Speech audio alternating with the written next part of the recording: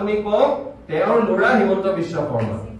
সেই কথা মানুহে মানে এই আমাৰ মানুহ ভাবিব বেয়া পাব নেকি বা কেনেবাকে বাৰ্তাটো যায় নেকি স্কুললৈ হিমন্ত বিশ্ব শৰ্মালে মই কিবা ভাবে এই মানুহবোৰৰ মাজত ঘূৰি ঘূৰি থকাৰ যিটো প্ৰৱণতা মধ্যবিত্তীয় মানুহৰ মাজত হৈছে যিখিনি মানুহে গুৱাহাটীত থাকি বিয়ানাম বিতাৰিত কৰি সংগীত মেহেন্দি ছট পূজা সকলোকে লৈ আপোন পাহৰা হৈ গৈছে তেওঁলোকক বাৰ্তা দিব লাগিলে এনেধৰণৰ ৰসৰচনাৰ জৰিয়তে এনেধৰণৰ তীক্ষ্ণ শানিত ব্যংগৰ জৰিয়তে আমি আচলতে সেইবোৰ বাৰ্তা দিব পাৰো আৰু সেইখিনি কথা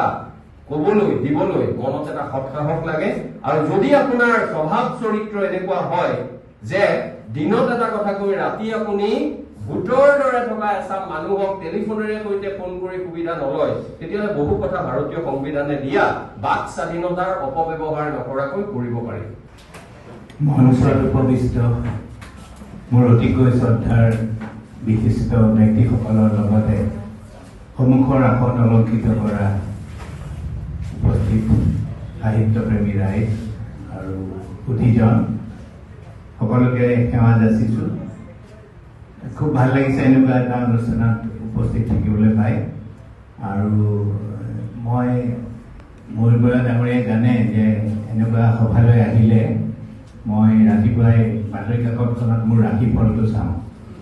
আজি ৰাশিফলত মোৰ লিখা আছে শনি গ্ৰহ শুভ স্থানত থকা বাবে অযোগ্য হলেও আজি সন্মান লাভৰ যোগ আছে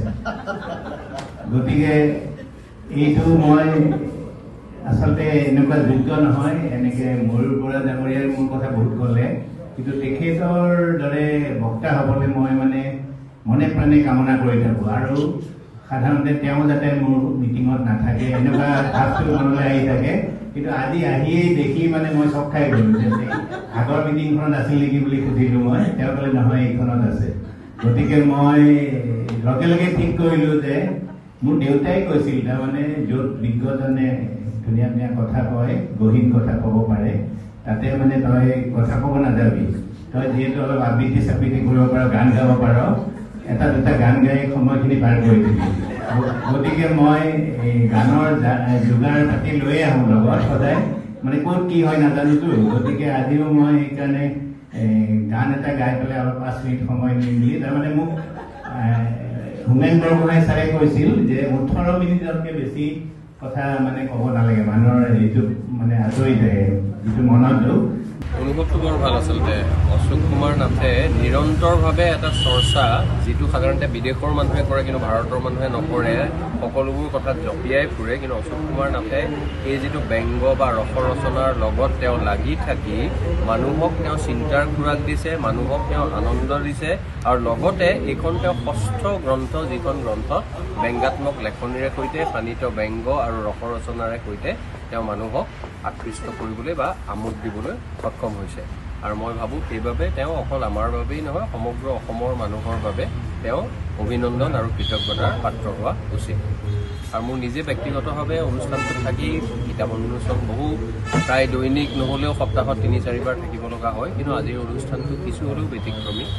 অঞ্জনজ্যোতি চৌধুৰীৰ গান আমি শুনিলোঁ এই ৰসৰচনা বা ব্যংগৰ আধাৰ লৈ বা আদৰিয়ে ময়ো দুটামান কথা ক'লোঁ যিকেইটা হয়তো ওপৰা ওপৰিকৈ চালে কিতাপখনৰ বিষয়বস্তুৰ লগত মিল নথকা যেন লাগিব পাৰে কিন্তু মই ভাবোঁ ব্যংগ বা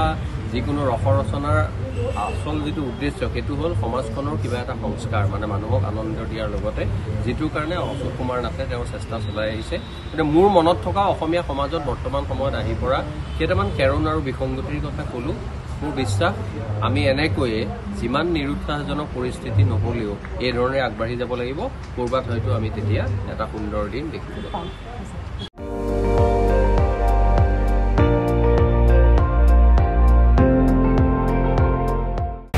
আপুনি চাই আছে ND24 সৰ্বশ্ৰেষ্ঠ নহয় সৰ্বোত্তমৰ দৌৰ